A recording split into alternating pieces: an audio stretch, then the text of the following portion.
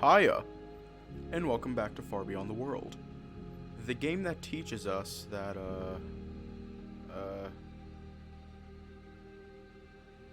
I can't think of anything. I genuinely cannot think of anything.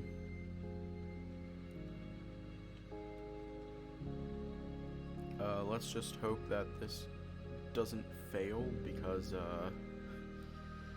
there isn't any Ethernet in where I'm at using a wireless connection. So anyways, let's just hop right in.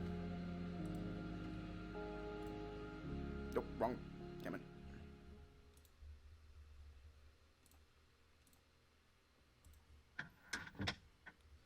His idea is quite good, a very efficient use of my time, while avoiding any potential freakouts. I quickly stuff myself with a few nibbles, washing it down with some water, and go to the bedroom. I waste not a minute and strip down the linen, down to the mattress, which I find quite smelly as well. In truth, it's just a sack packed full of with hay, but before I decide to take it apart, I look around the wardrobe for any spares. As luck would have it, I find fresh bedding behind the first door, which allows me to continue with my task. Hiya! I carefully remove all the straw to one side and add the mattress to the laundry pile. Lastly, I check the pillows, which are laced at the edges. Once I undo their fastening, I find them to be filled with soft feathers.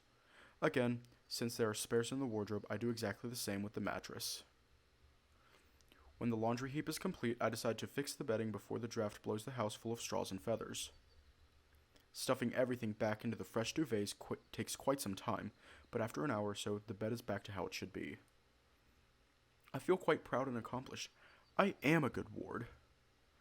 My boastfulness dampens a little as I gaze at the massive pile of linen to wash. It'll be a handful, but at least I won't be left at the mercy of my own thoughts. I take it all to the kitchen and neatly fold it into a basket. There's still some room left, and I'm reminded of Ranoc's chest. That thing needs to be cleaned out a week ago. I walk back into the bedroom and open the latch, peering inside. Right, the padded armor definitely could use a wash. So the loincloths dotting the bottom of the chest. As I remove them one by one, dropping onto a new pile, I sense my heart rate speed up and I'm suddenly flushed.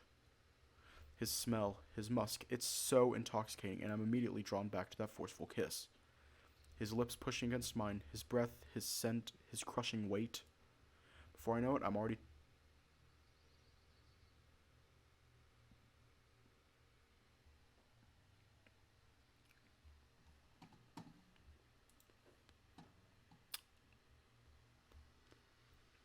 Wow.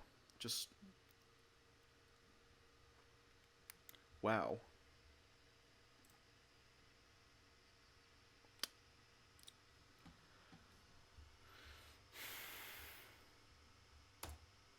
Only once I let out a groan of pleasure do I realize what I'm actually doing and yelp out in shock. What the hell? I'm like one of those cliched kids stiffing jock sundies in the locker room while they're not around. Ugh. No, I don't want to read that, but I'm going to. Ugh, and now I'm also hard. I seriously need to take care of that tonight. I cannot be walking around on edge like this. I'm basically turning into a huge horn dog at this point. It's just Ranoc's dirty laundry. Get a hold of yourself, Salem. I simply empty his locker onto the pile and close the chest behind. Once everything sits neatly in the basket, I grab my bar of soap and drape one of Ranoc's spare cloaks across my arm. I'm leaving the most fragrant one for my comfort blankie, should the nights grow too lonely to face on my own. Making sure I've got everything, I step outside and head for the spring.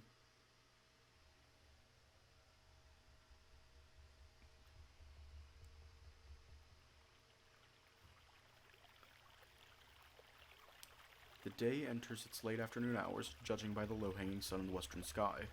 I've managed to wash out the loincloths along with the pillowcases and the patterned armor without an issue, but the linens are quite stubborn. Not to mention, when soaked, they get incredibly heavy and my sore arms hurt more than I would like. It's been at least a few hours since I came here, and god, do I miss a proper washing machine. Or a laundrette. Laundrette. My kingdom for a laundrette. I chuckle, shaking my head. When he said I would find you here, I thought he was joking. Jesus Christ! I yelp out in panic, despite recognizing her voice.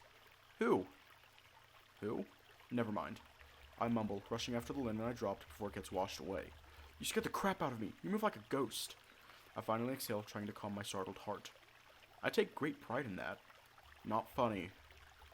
No, not as much as finding you here. Again, I thought he was joking.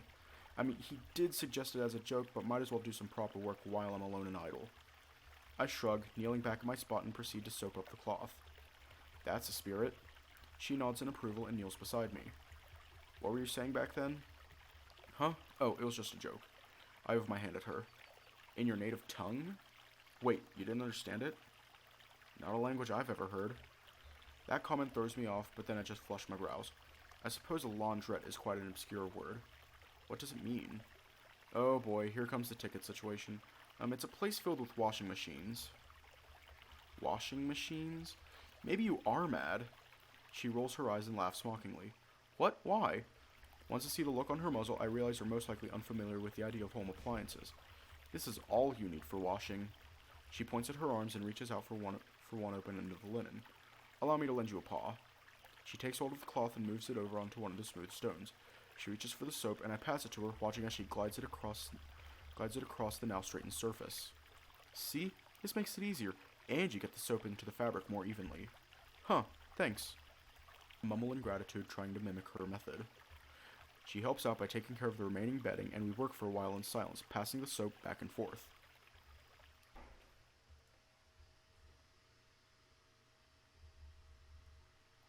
That should be all, no? Varissa asks as I rinse the last of the cloth of the soapy scum. Yeah, just need to wring those. Good thing I'm here then, huh? It would definitely take more time, that's for sure. We each grab one end of the linen and twist it into the opposite direction, squeezing the water out from between the fibers. Once it's done, she helps me fold everything neatly into the basket. Your markings washed off a little. I state, seeing her tattoo lose its sharpness. It's alright, I have to redo them every now and then. What do they mean, anyway? You can't read them? No. She gives me a somewhat confused gaze, but her voice carries a hint of a jab at our exchange from a few moments ago. Huh, curious. I thought you said you read some books. I assumed they were woven, but they might have been tigery. I guess. I shrug and pick up the laundry, ready to depart. This language thing is really getting more and more bizarre. The basket got quite heavy on the account of the remaining moisture held by the cloth, and I struggle a little. Varissa simply grabs the other end and helps to alleviate the burden. I smile to her in gratitude, and she simply winks in return. So, what are your markings anyway? They're a prayer of protection, warding off evil spirits. You believe in those? I believe in the ancestors, Salin. She chuckles. There are evil people out there, some of them even amongst us. Why would I not believe in evil spirits? That's a good question. I concede with a smile. If I had ancestors like Aldris or Dran to look forward to, I'd also ward against them. When we arrive at the cottage, I plop the basket and fetch the clothesline. Varissa helps me string it between the trees and some hooked nails protruding from the sides of the house. We created 3 racks this way, more than enough to dry what we have in the basket. Before I manage to voice my concern about the wind blowing some of the lighter items away, she showcases me a small bowl filled with wooden laundry pegs. She retrieves it from underneath one of the bushes nestled amongst one of our support trees. Looking at it now, I can see the bruises left by previous wash-ups. I guess she helped Ranoc before, if she knows where those were. Not the first time doing this, I assume. If you mean laundry in general, of course not. If you mean doing it for Ranoc, you clearly don't know me well enough. She chuckles, helping me straighten out one of the duvets. But I did often watch Ranoc do his routine. Why? There's nothing more satisfying than to watch a male fail at the simplest of domestic tasks. Is Ranoc that helpless? Was at first. He learns fast, though. I smile, reaching out for one of the remaining loincloths. Once everything is hung and secured, I pick up the basket and offer her to come inside. Want something to drink? We've restocked Ranoc's supply. I offer, closing the doors behind her. So I've heard. Anything interesting happened? Not particularly. The brewery smelled nice at first, but it quickly got a bit overwhelming. Yeah. She chuckles. Good thing Tybalt lives on the outskirts. But even despite that, the wind sometimes carries the stench over to my place. About that drink, then? I shake 2 mugs, which I just rinsed in the bowl. Aren't you just sweet? I'd love to, but I can't. Varissa looks troubled towards the window. Aldris and Dran are in town. I've heard, but don't they live here anyways? Not in the village, no. She shakes her head. They live in the woods nearby. Closest they ever show themselves is the villa, and you've seen how far away that is. Yeah, a bit of a trek. So you can see how having them walk around the village and poke every wolf they find is a bit troubling. You think they're after me? She can't help but snort in a somewhat undignified fashion. Not everything is about you, Salin. She teases and I smile. However, we wouldn't want them to run into you, or worse yet, find out that I'm sipping drinks here. True. So, I better get going. I also want to check in on Vol. I have a feeling they might be questioning him later. I'd rather avoid bloodshed. She shudders slightly, and I laugh. I'm not worried for Vol. Neither am I. She replies in a quite serious tone. I just don't want this to get ugly. You know how easy it is to set him off. Yeah. I nod hastily, my levity now completely gone. That Dran guy is literally asking for someone to rip out his throat. I'll do it. I'm just saying, I'll rip out his throat. Seeing Vither and Chief being ready to throw down, edging Vol in the same fashion would be suicidal. I mean, not a great loss as far as I can see, but I don't think any harm to those old farts would come without consequence. I'm sure he already said that, but stay put. I nod in acknowledgement. As much as I don't like it, Cora will bring you some food in the evening. It will be easier that way with them around. She is nice, but don't mess with her. She's smarter than she looks. She states firmly, opening the door. Oh, I've noticed that. Only a fool would dismiss her. Huh. Perhaps there's yet hope for your sex. I hear her melodic laugh as the doors close. With her gone, I pull my dandelion from the pin and look at it closely. It unfolded beautifully and is almost as radiant as the day Ranoc left it. I immediately relieved and hastily put it back into the cup. It really just needed some sun, just as I needed some fresh air. I find that getting work done feels very rewarding and think about celebrating it with ale. However, I quickly find that the barrel is not tapped, and I have no way how to get to it. So I simply sit back and enjoy my hard-earned meal properly, nibbling on Vol's meats and cheeses.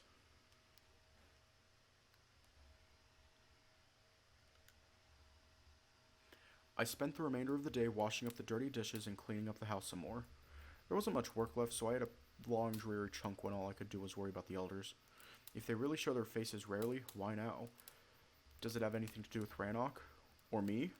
I know Varissa said not everything revolves around me, however, the Chief and Vither both believe that I might be the unknown to tip the scales.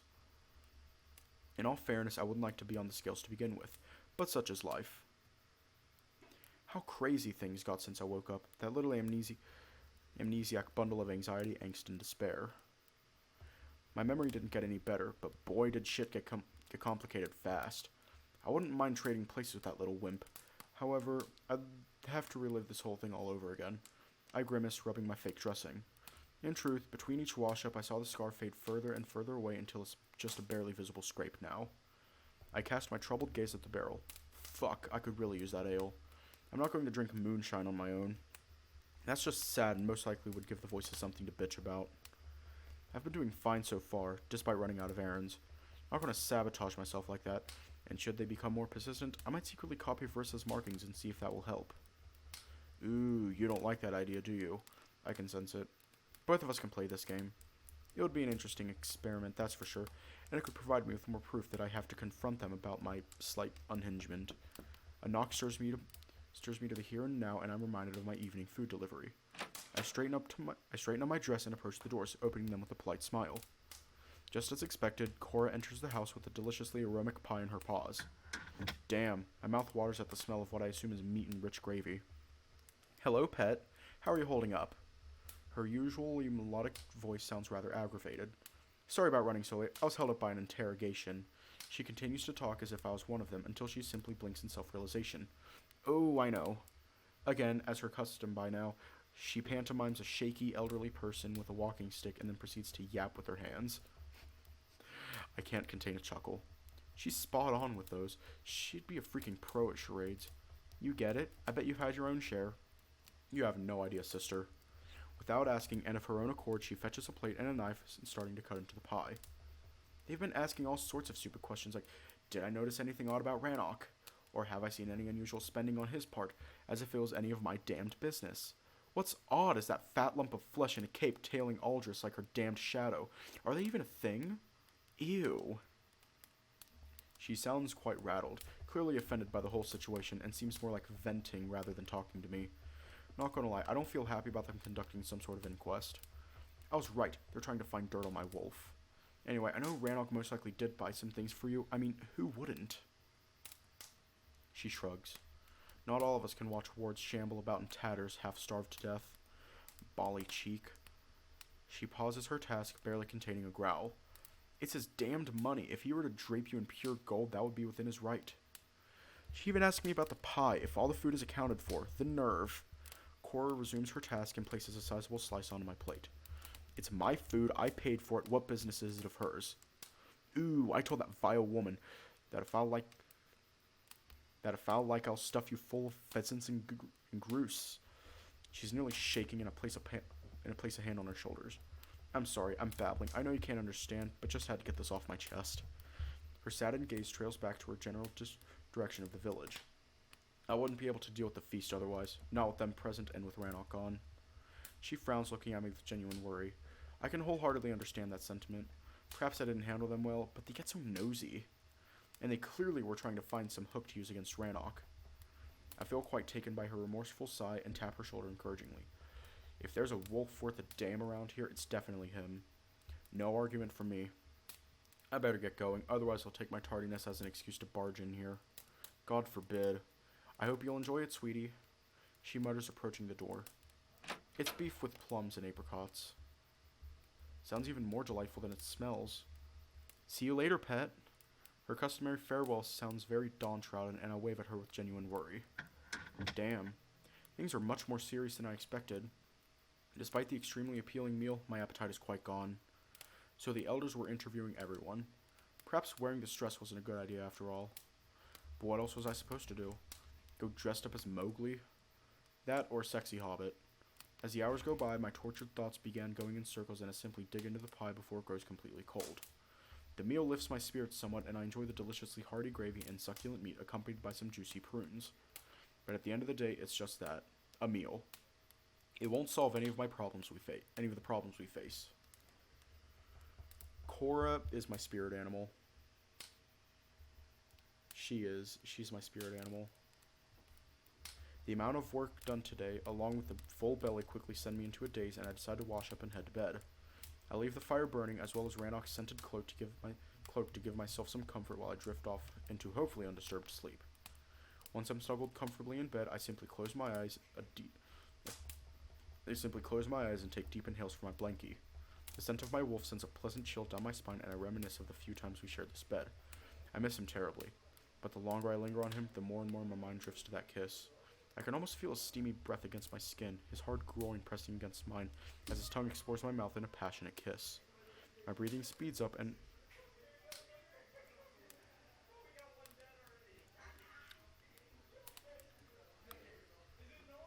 Oh God.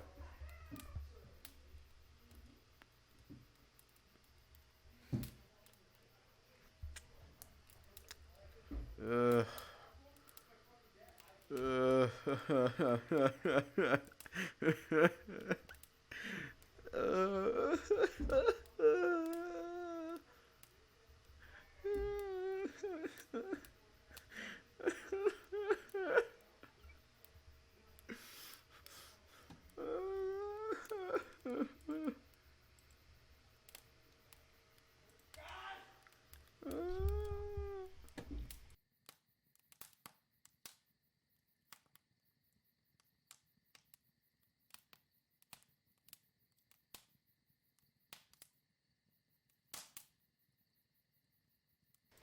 It's sleepy times.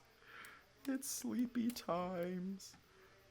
We don't need to hear anything. It's sleepy times. I need to keep a cool head about this. I don't even know if when he returns he'll want anything more to do with me beyond his official capacity. There's no point lighting a fire just yet, especially if it could be hard to put out. For now, I'll have to vent some of that pent-up energy in another way. I sigh deeply, snuggle into the blanket, and try to fall asleep. I surrender to the endless void in hope of some calm to take over me. Struggle all you like. There are many paths to stray from. Oh, no. Nuh-uh. No. I wake up with a long, satisfied yawn as if I had the best night's rest of my life. However, my attention is immediately drawn to the...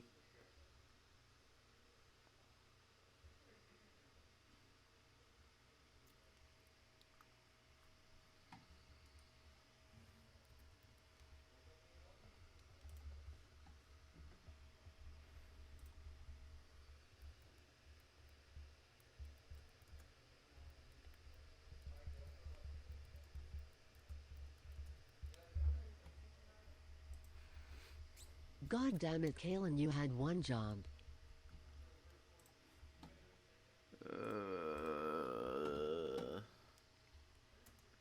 Shit.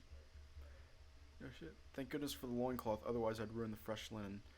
My emotions seem to have a mind of their own, but I need to keep them in check. Pining over Ranoc is one thing, but this? I mean, it's half his damned fault for edging me like this, but considering our conversation, it doesn't feel right to fantasize about him. At least not while we don't know where we stand with each other. He is hot, though, I'll give him that, and he knows how to flaunt it. I get up from bed and remove my dirty loincloth, crumpling it up like an improvised tissue. With that in hand, I walk into the kitchen. I hang back the cloak and get some water into the bowl. Very much aware their sense of smell would pick up on any irregularity, I wash myself thoroughly with a bar of soap. I definitely do not want to have that conversation, especially not after Varissa's vivid description of their sex life. I also wash the loincloth of my shame, removing all evidence from my accidental release. I slush the jizzed up water out the window and take a deep breath. I feel so repentant. Can't imagine how I'd feel if but perhaps now I'll be able to keep my head straight. To my surprise, I am not visited in the morning, but I have enough nibbles around to scrounge up a decent breakfast. Mindful of what I was told the other night, I stay inside, impatiently observing the doors in hope that someone would come to visit. But hours pass and I'm still alone. No. My chin slides from its comfortable perch in the palm of my hand and stirred back up. I blink the bright light of the early afternoon and look around. Still no visitors. This begins to worry me, as it means that the elders are setting the entire village on edge. They're coming for you. I feel my heart sink, but only momentarily. If that were the case, if they indeed were about to arrest me or execute me, it's not like I would be able to do anything about it. Besides, there's no proof of this. I trust Varissa's plan. She's a fool. I promise to God I will make a copy of that damned tattoo if only to shut you up. Good. Means you can listen. I take a deep sigh and look around the room. I've cleaned everything thrice over already. This house would make Cinderella's stepmother stop her bitching. Not a speck of dirt to be found anywhere. I'm completely out of things to do. And as always when I'm idle, the shadows became chatty. I'm not about to entertain this anymore. I simply grab the different books lying around the house and bring them to the table. There's 5 of them in total. The Tiger Rebellion, 6 Tribes of Turnin, Brief History of Freyfall, Avis's Guide to the Culinary Delights of Avalon. A cookbook of sorts. I flip through the pages, seeing recipes for a whole plethora of dishes. They seem to be organized by regions, and as I skim through, I notice that some of the pages are marked with a folded corner. I roll through the book until I arrive at such a spot to be greeted by the chapter's big lettering, Staples of Freyfall. Freyfall, more so than any other region of Tigron, is infused with the dietary habits of humankind. The food here is robust and usually accompanied by a selection of root vegetables, steamed, boiled, or sautéed. In this chapter, you shall find all sorts of pastry, bread, and pie recipes, as well as a good assortment of stews and casseroles. As in my treatise on the Heartland cuisine, you will find, my dear reader, that humans and tigers have one thing in common, their sweet tooth. So rest assured that your selection of desserts will be mightily enriched by the end of this chapter. So Ranoc used this to learn what to feed me? I smile, realizing how exciting this must have been for him. He found a creature none of his kin have ever seen. I bet those were the very few, if not the first books he actually read in his whole life, all to get to know me. He makes his appearance at the foot of my bed the very first night that much more understandable. I flip through the remaining pages, and true to her word, Avis describes various stews, pies, and even a few different bread variations. Page with the sourdough recipe is almost marked with the fold. I can imagine him sitting there, going through the books late into the night, trying to understand how to accommodate me better, while taking curious glances at the bedroom door. I look back towards the bed, almost able to see myself lying there unconscious. My vision blurs as I'm getting slightly emotional, and I rub my eyes clear. I miss that damn wolf so much. I close the book, realizing it doesn't help me to exactly stead myself. The last and the smallest of tomes is a booklet no bigger than a personal notebook, and it seemed to be just that. Ailments, Injuries, and Curses. Seems to be some sort of a medical diary made by a doctor who described different diseases and injuries he encountered, leaving a detailed account of how to treat them. There are some wacky parts where the male describes various curses he battled with. Unlike with the cookbook, this one doesn't have any marks, so it seems like it wasn't much of use to Ranoc. I mean, I turned out not to be injured. If I were ill, they wouldn't have known that unless I woke up. As for curses, I laugh at my own stupidity, but I decide to entertain a wild thought. I skim through various curses trying to find any involving hearing voices, but it doesn't seem to be a serious treatise on the matter. Most curses described here are of a benign nature, like being cursed with bad luck or curse of spoilage, which supposedly rots away all the food in the household within a day.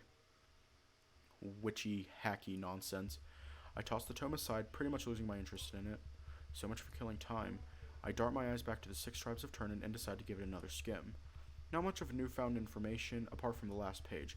At the very end, missed by me on the first read, is a little map of the entire region.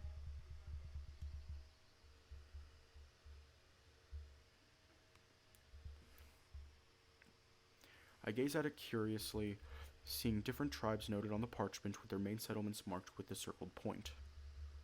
I guess this village is quite deep in the woods. I point towards the northern border with Guldran. That's where the Vortigern wolf rules. If what Vol said is true and it took Ranoc 3 days to get there, how big is this forest? How much distance can a person cover in a day? 20, 30 miles? I'm spitballing here, but if my estimate is anywhere near the correct answer, that would make the border almost 100 miles away. That can't be right, can it? I look back at the map and measure the width in the entire region. It's at least 10 times that east to west and 6 times north to east. That's like 1,000 miles by 600. It would make this forest huge, at least the size of a big country, which makes me even more confused about how I ended up here. I really can't recall being in the forest to begin with. In fact, the harder I think about it, the more I'm convinced that everything began in this cottage. Waking up in that bed was the first lucid moment of my existence here, which means that whatever my life was before waking up here, it was out of this world. I don't belong here. Whatever brought me here wiped my mind clean of any memories, but there are echoes of things resonating in the void.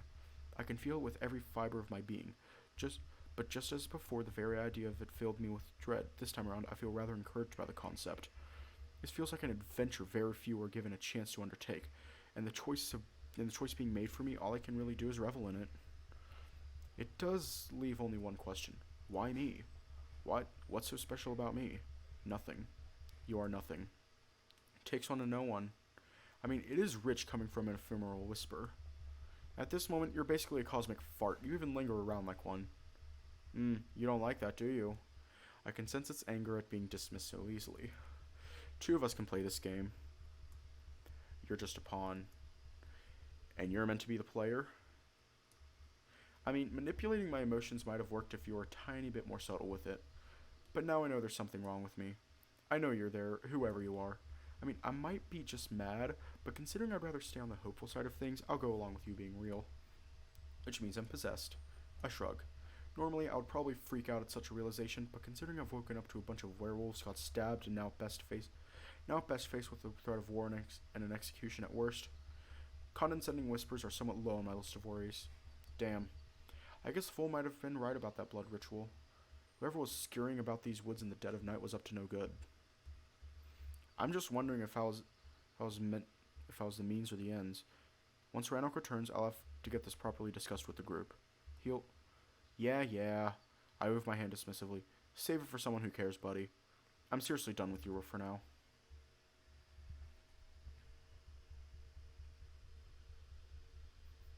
With the sun setting, I set up a fire and continue my vigil, but there's still no visit. The night grows darker and the shadows grow longer, forcing me to simply consider simply calling it a day. I am somewhat unsettled by being left alone. However, it's not like I'm without any provisions, so I can't complain. I just hope whatever the reason for Vol and V's absence is, it doesn't bid more trouble for us. My stress levels are high enough as it is. Finally, completely defeated, I put out the fire, grab the cloak, and head to bed. Being bored out of my wits, it doesn't take long for me to drift off, especially snuggled into the crumpled cloak. A knocking on the window wakes me up. I rub my eyes lazily, noticing that it's still night. I approach the sill, my numbed fingers fiddling with the latch for a moment until I finally manage to unlock the window and open it ajar. To my surprise, I find Varissa standing outside between the lines of our laundry. I half expected Vol to repeat our first night's encounter. Hope everything's alright? I mutter, still rubbing my eyes. Well, yes and no. I draw a deep sigh of defeat. Of course, why did I expect anything else? The elders were wasting half of our day interrogating everyone about you and Ranoc, while the other half was wasted at the villa when the chief summoned us to question about the elders. What a palaver. Yeah, whatever that means. I actually don't know what that means. What does that mean?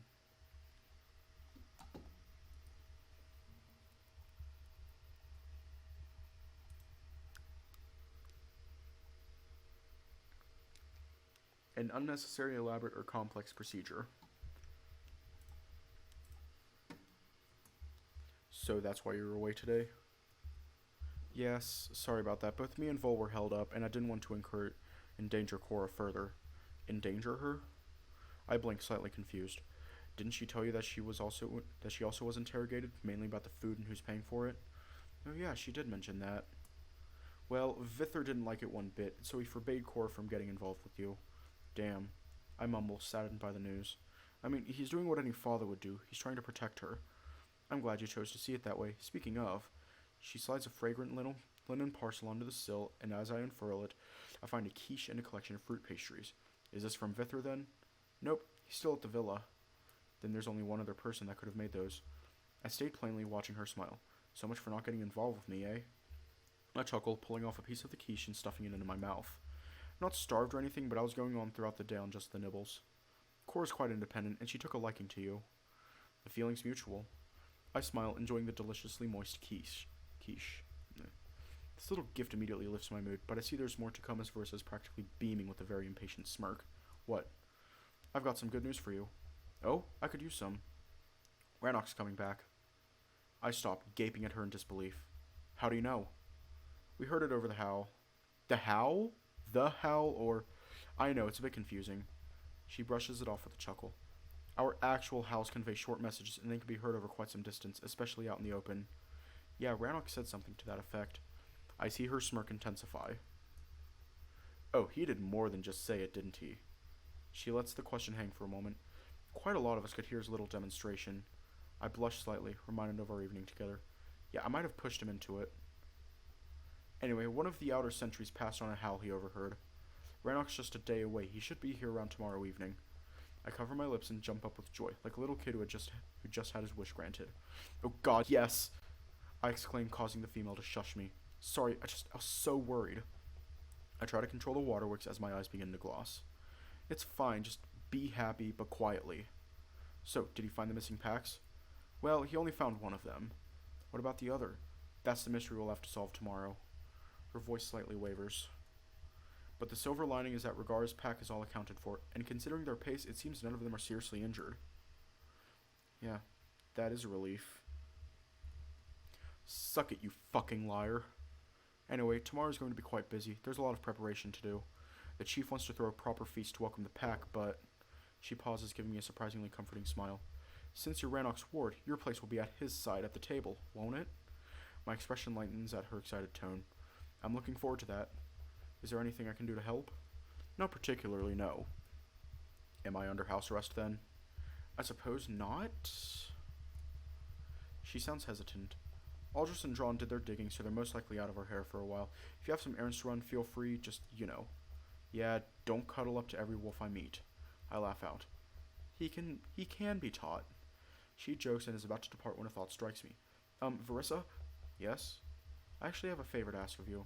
It's about Ranoc. I was wondering if there's anything he likes to eat that he doesn't get to enjoy often at the feasts.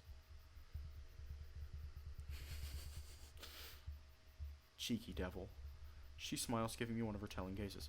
No, it's not like that. It's just, he was working so hard to accommodate me here, spoiling me with food all this time. I just would like to do something meaningful to return the favor. There is something that would make his heart melt. Really? I almost blurt out excitedly, and she smirks again in that teasing fashion. Come on, just tell me. Very well. Ranoc has a sweet tooth. Always had. When we were pups, our den mother used to prepare pork with apples and mustard. Ranoc couldn't have enough of it. Ever since she joined the ancestors, I haven't seen the dish around. Not many of us like fruit with their meat. That sounds quite complicated. Not at all. It's a simple dish. I can give you the instructions. I frown in slight apprehension. If you know how to make it, couldn't you help me? I thought the whole point of this was for you to do something meaningful for him. My involvement would make this moot, no? I guess you're right. I concede, though my expression still betrays reluctance. I'm sure you can manage a simple recipe. I mean, I can try. So, how do I go about making this dish? It's all quite simple. You even make it in one skillet, she says with the confidence of a salesperson. First, you wedge one apple and fry it up with some butter until it's nice and golden and the juices create a glaze. But as with every sales pitch, there's an asterisk which I immediately spot. It's spring. Where would I get an apple? Oh yeah, you're right. Her confidence wavers, but only for a moment, and the female snaps her fingers. I know. There should be some dried slices at the villa. They use them for punches and such. You could just soak them in water and then fry them up. Am I even allowed to go there? I don't see why not. She shrugs. Especially if you keep to the bunnies. I doubt anyone would even notice. Besides, you're Ranoc's ward. If you're spotted, just say his name and you should be left alone. I mean, you are doing it for him anyway. Yeah, good point. I nod, actually confident that this could work. Despite the possible risk, I'd like to at least try. If just do it for him. So, once I soak and fry the apples, what then? Then you fry the pork in the glaze until it's golden brown. Once that's done, you add a cup of broth, some sage, and a dollop of mustard. When it boils up a bit, you add back the apples and finish it up with a dash of cream and let it stew. As I said, it's all quite easy. I try to make a solid mental note of the recipe. Soak the apples, fry them in butter. Remove the apples, fry the pork, add a cup of broth, some sage and mustard, then a dash of cream. Yeah, I think I can manage that. I finally nod in agreement. Really, Salem, if you can cook a stew and make some sausages, you can cook this. I have faith in you. I assume I could get all of that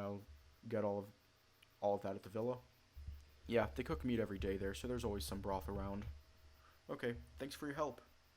No problem. She smiles happily. It's a lovely idea. I'm sure Ranoc will appreciate it. A perfect welcome home gesture. I'm glad you think so. Sweet dreams. The female waves and walks off. Sleep well when you do. I call out, shutting the window and returning to bed. Considering my impatience at seeing my wolf, I'm very happy to know I have most of the day organized. I guess I'll go to the villa straight in the morning to get all the ingredients ready. I'm sure Vol will be more than happy to give me some cuts for Ranoc. Yep, tomorrow is going to be a great day. And with that thought, I snuggle in my blankie, taking last sniffs of my Ranoc substitute. Tomorrow I'll have the real deal beside me. As I drift off, I'm trying to recall the recipe to make sure it'll stay with me when I wake up. Fry some apples in the butter. No. First soak the apples. Remove the apples and fry pork in the glaze. Add some broth and sage, and mustard. He's going to forget the recipe. He's going to. I wake up invigorated by the idea of seeing Ranoc after this arduous week. I mean, I'm not going to complain. I'm sure trudging through the woods to reach his missing pack was more of an adventure than me serving one lunch at his dad's place. But still, today we're out of the limbo. Whatever his decision is, I just want to brave this storm with him at my side, romance or no romance. He's perfect the way he is, just a good friend. Anything else is an added bonus. As I rub my tired face, trying to collect myself for the task ahead, something odd occurs to me. There's no stubble. Oh God, is Salem underage? In fact, as I glide my hand across the chin and cheeks, there's not a single hair to be found. Come to think of it, my fingernails are the exact same length as they were on the first day.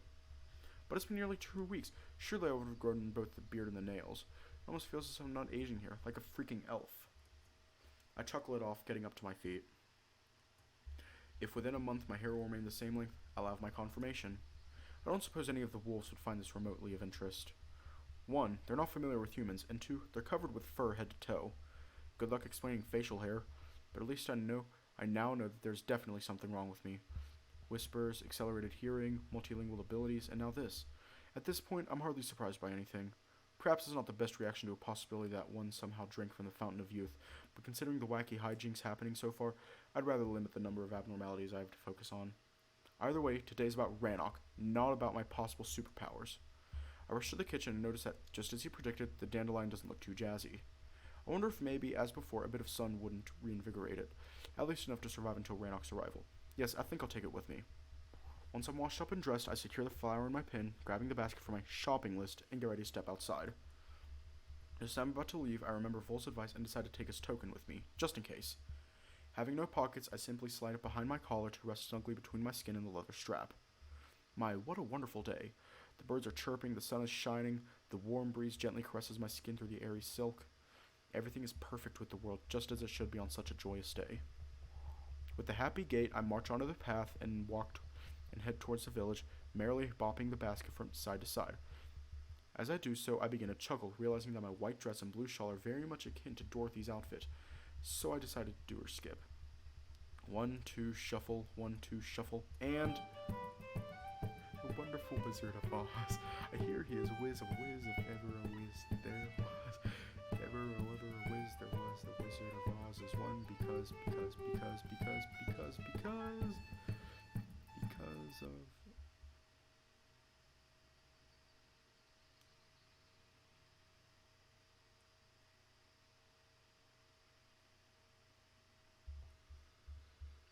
Okay, Aldris, I have a secret. Get real close. You need to shut the fuck up. What is the meaning of this? Oh shit. Contrary to Verissa's prediction, Aldris and Dran are very much on the prowl, and they rush towards me as if I were a fire. Why is this savage unsupervised? Complete lunacy. They need to shut the fuck up. She grabs my arm harshly and pulls to the side, causing me to nearly trip, scampering through town as if he just accomplished some mischief. I'm trying not to resist, but she's pushing and shoving me every which way, that it feels very much as if I'm struggling against her. Be still, you pathetic whelp! Thinking I'm putting up a fight, the fatso drops his pipe and rushes to grab my other hand as I'm becoming the proverbial rope in a tug of war. He's unwieldy. He howls while I'm getting more and more panicked. I'm doing nothing, it's just those two idiots pulling me in the opposite directions. I can't stop yelps escaping my lips as I squeeze harder, putting pressure on my muscle and bone. As her labored breaths intensify, I finally hear a growl. I want to shout out for help, but before I manage to do so, I hear Cora's melodic voice come out from the bakery. What are you doing? What's this commotion about? Mind your own business and leave this to us. The pudgy female spits out, but I can see Cora's already in a fight or flight mode. I'm gonna drop something. Her entire fur standing upright and her neck looks incredibly electrified. This is my business. Your frenzied screeching could even make a sourdough go flat. We found this mongrel footling about unsupervised, probably looking to steal. Where are the guards? Leave him alone, she demands, physically pushing the male off of me. He's not doing anyone any harm. Get your paws off of him. Her growl is now directed at Aldris, who's clutching at me for her dear life. How dare you speak to us like that? Leave him be. He's simply running errands. Oh god. Oh god. Oh god. I just had an awful thought. Awful thought. The skin under their fur is probably all wrinkly and gross. Errands? Ha! He's a savage. He's running them for my father. The confidence in her voice even got me confused, but the other two have no means of asserting it was a lie. As the chief's advisor, he outranks you both. So unpaw him, you vile woman. She bumps into the female, trying to push her off of me. You pesky little bitch, Last time I saw you hit a pup, I let you off with a warning, but should you do it again, including with this one, I will maim you, woman. I've never seen her this determined. Her fury rivals that of Vol. Yas, girl. Slay. Slay. Cora can be scary when she needs to, and it's clear her threat made Aldris step back, finally releasing my abused arm. Why you? Dran shakes his clenched fist, squaring off with the tiny female, but she stands up defiantly. She even moves her chin closer to him, narrowing her eyes in a challenging stare. Go on, touch me. I dare you. She sneers in a contemptuous tone. oh man. Just lay your paw on me and give me a reason to slit your throat where you stand. Oh my god. No, don't give her a stick. No, don't give her a stick to use. No, give her a fucking tree. I didn't even notice when she pulled out a small dagger from underneath her skirt. Oh my god. Dran also did not see that coming, judging by his complete shock. Why, I never. Well, now you have.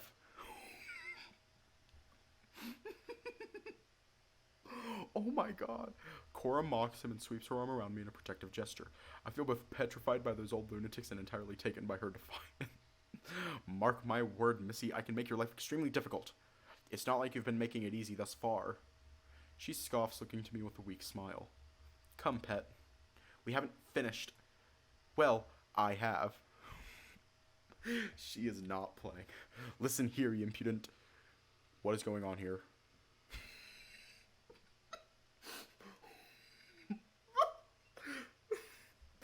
Aldris was about to continue the spat when both she and Dran jump up at Vol's sudden appearance. Thank God for him. Nothing unusual.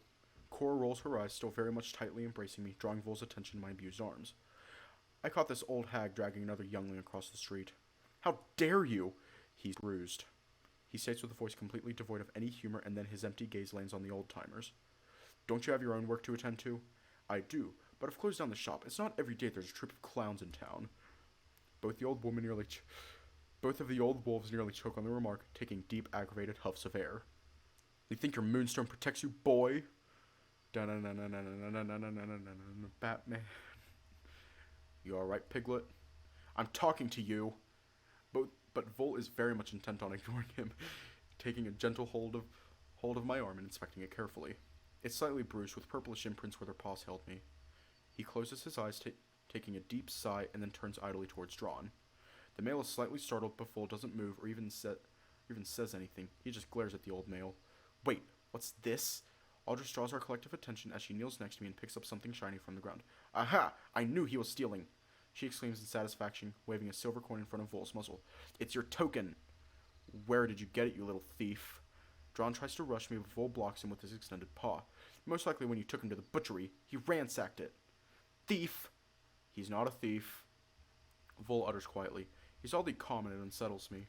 No, not calm. He's emotionless. I gave it to him. What? Have you lost your mind? Why would you do such a thing? Because he earned it. He shrugs, lowering his arm and snatching the coin from the female. How? It's a very funny story and completely none of your business. What? My tokens are my affair. I don't have to explain my dealings to anyone. Listen here, you overgrown pup. With a simple shove, Vol sends Dran to the dirt and the rounded male bounces a few times on his rump. Aldris tries to help her friend when the Black Wolf addresses her with his empty voice. How's Grandma Vol doing? Haven't spoken with her in a while. You damned brat, you dare lay your paws on me? Perhaps I should invite her for a visit. He raises his brow at the pudgy female and she fidgets slightly. Dran scrambles to his legs, glaring at us with growing anger. I will have your... Dran, shut up and let's go. The female interrupts him, grimacing uncomfortably. What? You're going to ignore this? We've got more important things to attend to. She nearly growls, casting her nasty gaze at Vol, and then giving each of us a taste.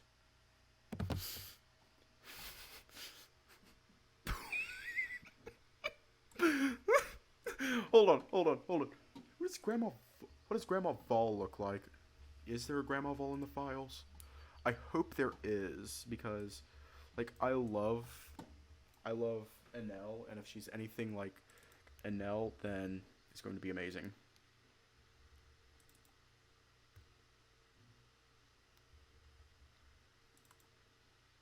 Why am I in Cilio?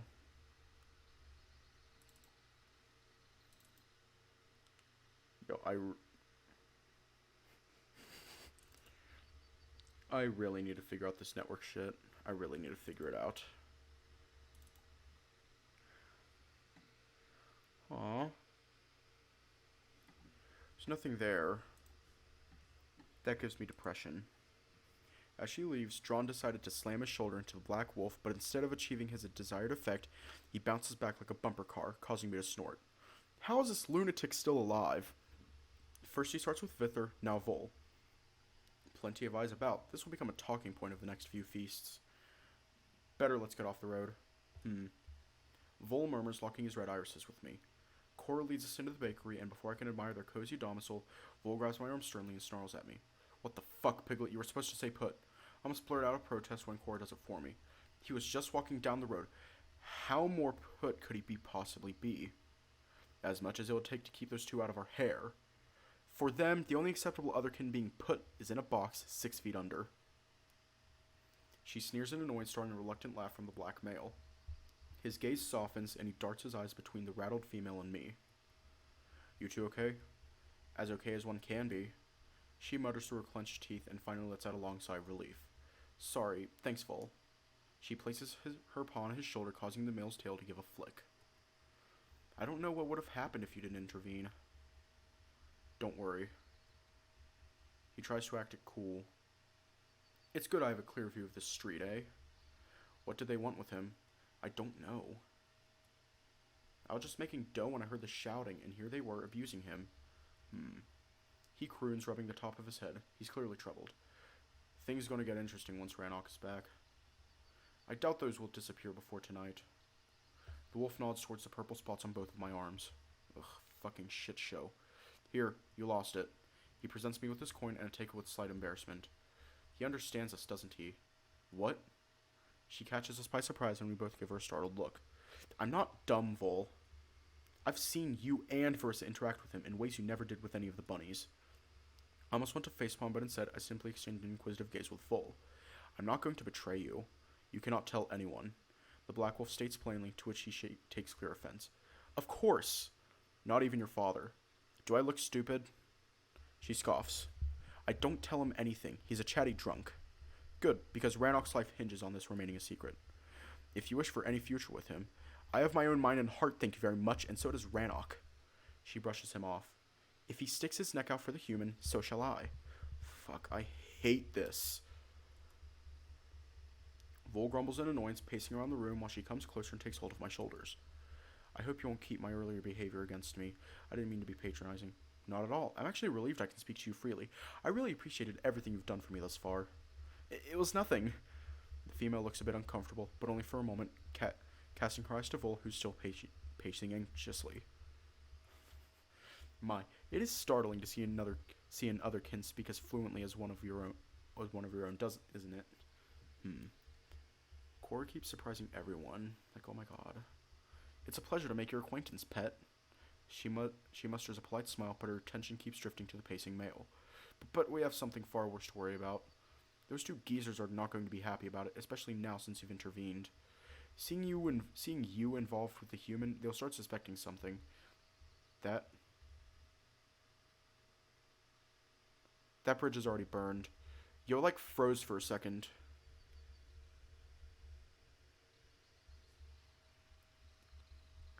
Dran was asking me about that dress the other day. Why? What's it got to do with you?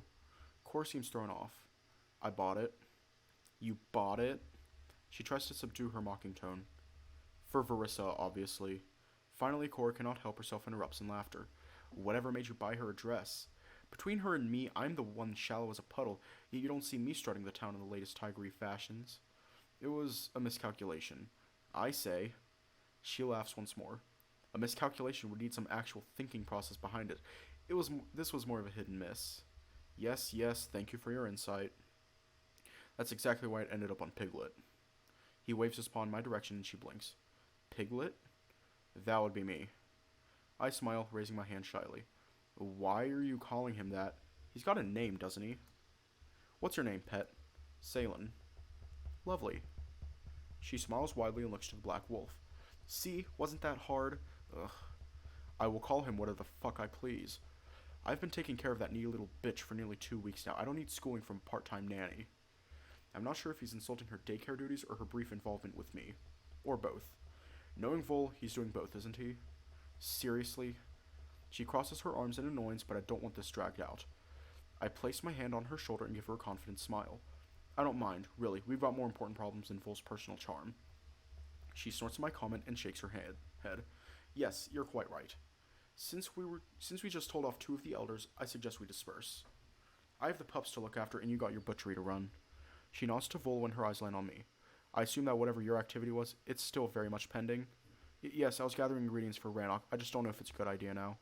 Pish posh, you're not a prisoner, otherwise you'd be in the stockades. You're Ranoc's ward. She pokes the crest on my collar. If you need things for him, you just go about your business. Don't let anyone strong-arm you. Those two act as if they own the damned place, but they don't. I hear Vol's strange grumble in the back. He's clearly getting agitated. Ugh. You have my coin, just show it if any of the guards give you trouble. Just don't lose it next time. I'm sorry, I won't. I mumble apologetically, patting my dress. I don't have any pockets, so I just kept it under my collar. It must have slipped. Vol rolls his eyes in annoyance while Cora bobs happily as if struck with an idea. Oh, that's easily sorted. The female quickly rushes to the back of the room, rummaging in the cupboard. She quickly returns with a small leather pouch.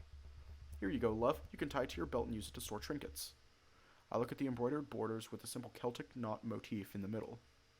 It's beautiful. Are you sure? Of course. Ranoc gave it to me on my 16th moon day, but I never really used it. Seems they both missed their marks with gifts, huh? Slowly become a repository for unwanted knickknacks. I just, tying the pouch to my waistline and causing Cora to laugh.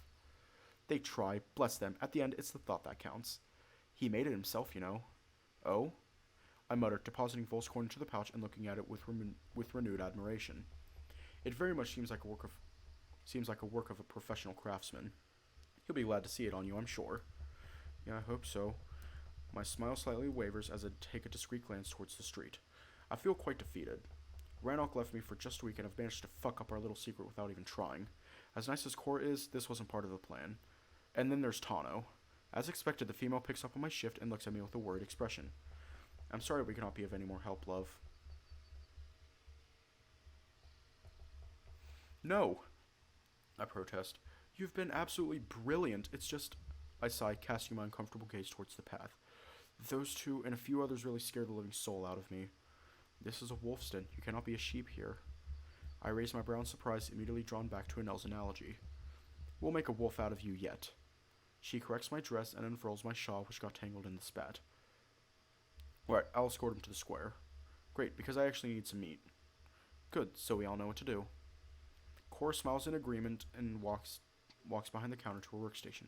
I'll be seeing you later, pet, and we'll have some catching up to do. I'm looking forward to it. Not as much as I do. As we step outside, Vol stops for a moment and takes a deep breath. He holds it for a while, and I feel slightly worried. You're okay? I'm fine. He cuts off, throwing his gaze towards Ranoc's cottage and the forest. I told that idiot not to get involved, that we would get in too deep. Now I'm practically drowning in this bullshit. I feel a little uneasy at his comment, but decide to touch his arm, to reassure him, only to have it brushed off. Not in public, Piglet. He grumbles and finally moves towards his shop. Despite Vol's notoriety, every single eye is drilled into us. The fishmonger sorts his fish, but his eyes are hooked into my flesh like a fishing pole. Even the blacksmith calls out a curse as he hammers his finger to his straying gaze. Every wolf passing by or working in their shop looks at us intently. For fuck's sake. Vol nearly snarls in anger, and I can see his fur bristle.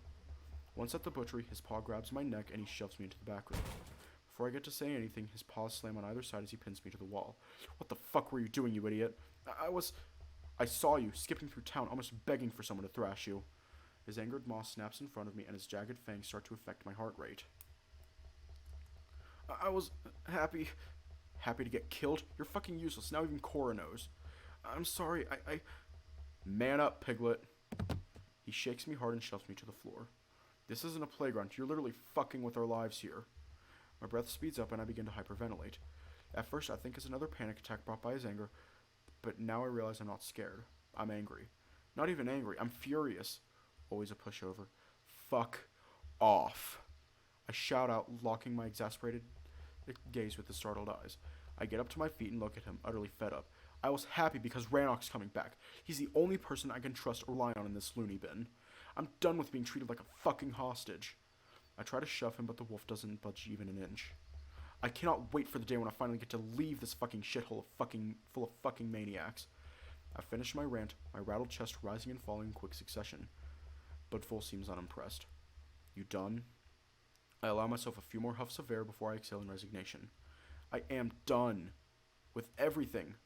I exhale pitifully, again feeling my emotions spiral out of control. I can feel the entity push against my psyche. It takes all the strength I have not to break. So much for my bluster. I'm so done. No, you're not. He mutters, closing his eyes. What? It's called releasing pent-up anger. You're just coming down from a high. What the fuck is he talking about? All I ever saw you do is fall into pieces and cry or freeze up like a bunny staring into a wolf's jaw. It's good to see you processing some anger as well. There's plenty of it in there, I'm sure. I gape at him, completely lost in his train of thought. Is that what it is? A fucking therapy? I mock him, snark clearly in my voice. Maybe not the type you want, but definitely the one you need. He shrugs. If Cora found out, that means others are onto you as well. She's not dumb, you know. She found out because of you. She even said so herself. I protest, but he simply scoffs. Yes, and why do you think that is? It's because we had to coddle you like a damned suckling, since you constantly cry for a tit. You know what? I don't give a shit. I raise my hands in resignation. I just wanted to do something nice for Ranoc to welcome him home. I don't have time to go through this with you again. Either you'll help me or not. Help you do what? He asks in confusion. Pork with apples and mustard. His eyes open wide and he looks as if he'd seen a ghost. How do you know about that? Does it matter? The wolf closes his eyes and sighs his resignation.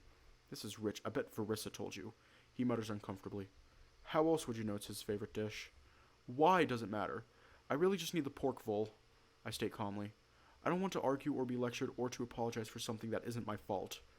The wolf gives me a confused look but eventually concedes through a sigh and walks towards one of the shelves, taking up a large slab of meat. He slams it on the table and in silence cuts out 4 little nice fillets. As he places them gently into my basket, he gives me a somewhat confused look. It's not indifferent or just sad, just off. Here, he'll enjoy it, I'm sure. Even his voice sounds subdued.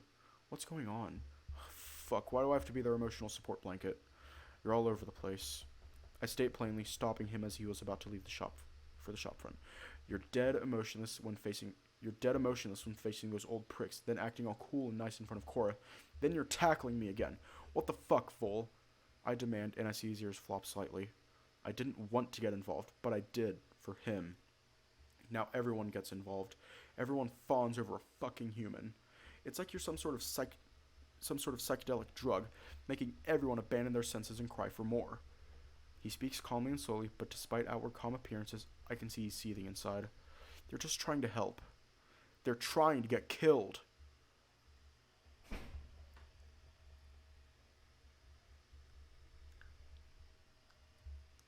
He finally snaps, locking his angered gaze with me, and I can see his form tense. Standing up to those two is suicidal. When I saw them hassle with you, I thought, good, it'll teach him, but Cora had to run out eager to pick a fight she couldn't win. She's more than capable. He's eager to dismiss anyone who's smaller than him, but she has shown her fangs. If she had armed them in any way, she would have been banished. If she had harmed them in any way, she would have been banished, whatever Vithr's position might be. And once that happens, he would definitely think an appropriate measure the creature that caused it. I had to intervene not only for yours, but for her sake as well. Losing one idiot would be bad enough, but 2 of them would break Ranoc. Is that the only reason why you did it? Everything I do is for that idiot, he reiterates angrily. I just hoped I wouldn't have to throw myself in front of the elders this early. They didn't even find out that you can speak yet. Fuck, he growls, grabbing his head, and his entire demeanor collapses. I can hear his breath getting more irregular, and as much as I thought it was just frustration, now I can see that it's not. His tail is tucked in. He's scared. And seeing how much his emotions are shifting from one extreme to the next, he doesn't know how to process it. It must be literally the first time in his life where he was actually scared. It's okay. I speak softly, but do not approach. I know how volatile he can be. Nothing's okay. Everything's turning to shit. You've dealt with them pretty well. No. I didn't. I had to get Gran involved. Your Gran? I blink, completely thrown off. As in your grandma? No, as in my fucking trained monkey named Gran. He sneers in annoyance. Of course my grandma, you idiot. Wait, Val, I have a quick thing. You mean Valrus is your grandmother? How the fuck do you know that? He looks at me completely stumped, and I must admit it feels nice when dots start to connect, but oh no. It means you're related to Aldris. The sister of my grandmother is hardly any relation. He scoffs uncomfortably, almost as if it were an insult. Oh god. I mean, it kinda is. It's a relation enough to make that old bitch uneasy. She was practically speechless. Again, how the fuck do you know about Vol? Anel mentioned her at the villa, and Aldris nearly blew a gasket. I just filled in the gaps. I shrug and Vol looks into the distance. My Gran and Anel are very close. Aldris, not so much. I don't think anything is physically capable of being close to that wench, unless she and Dran. Yuck. I'm sure I'm pulling Cora's heebie-jeebies expression right now. Anyway, I don't think you have to worry about anything. The threat worked. You have no idea who those two are. Vol replies coldly, giving me a condescending look. They're the pettiest, most backhanded pieces of shit this side of Turnin. They won't let this slide. They'll start working their case against all of us now. He mutters coldly, embracing himself in an oddly comforting way, and I start to think this is serious. You really are worried. Of course I'm fucking worried. He sneers at me. They're already building one case against Ranoc and you. Now they'll work on one case against Cora and me. That is why I have to get my grandma involved. The Black Wolf sighs heavily and locks his gaze with the floor. You have to be prepared in case there will be a howl invoked. I nearly choke in confusion. Wait, what? Why would there be a howl invoked? Depending on how dire the news is that Ranoc's ringing, the chief might need to summon one. If that happens, regardless of the original reason, the elders can present unrelated matters to be addressed by the gathered and steer the proceeding their way. You mean they can hijack it? I shudder at the realization and similarly embrace myself. Fuck. Do you think they're planning it? Why else dig up the dirt left and right and center? He shrugs and I nod, my heart sinking slightly. True. You're heading toward the villa, I assume. The wolf asks idly and I raise my brow. Huh? Where will you get the rest of the ingredients? I was planning to, but now I don't know. I mumble, looking around and concerned this whole thing might have been a bad idea. Well, you have to go now. Oh yeah, why? Because we didn't go through all this bullshit for you to suddenly back out. Why? It's a good joke. It's a really good joke, but, He sneers mockingly. Ranoc will appreciate the meal. His enjoyment might be the only good thing to come out of this whole debacle. I'm not convinced, and I look at him inquisitively. Besides, I need a favor. Send Triss to me. Tell him as Vol Sundown come. He again mimics a Neanderthal speech, and I nearly laugh into his muzzle. It's not funny. He will understand. Don't worry, I'll make sure he does. I smile, giving him a slightly worried look. But what do you need Triss for? Bunnies are the fastest buggers in the forest. If I want a message to reach Vol quickly, it has to be done by one of them. I also don't want the others to catch wind of this. Oh, okay. I'll let him know. I nod and proceed towards the door when his paw lands on my shoulder and squeezes slightly. And for fuck's sake, Piglet, be careful. I will. I nod and leave, carrying my basket towards the Sylvan Road.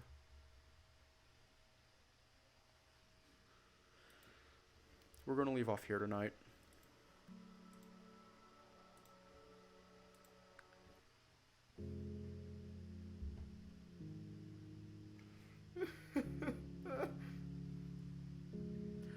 I'd say tonight kind of went well.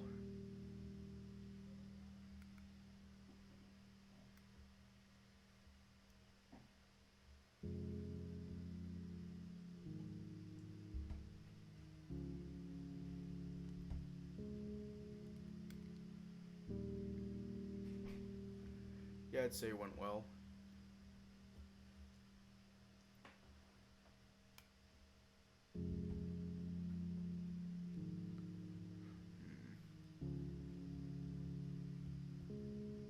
I don't know if I can... what do you mean?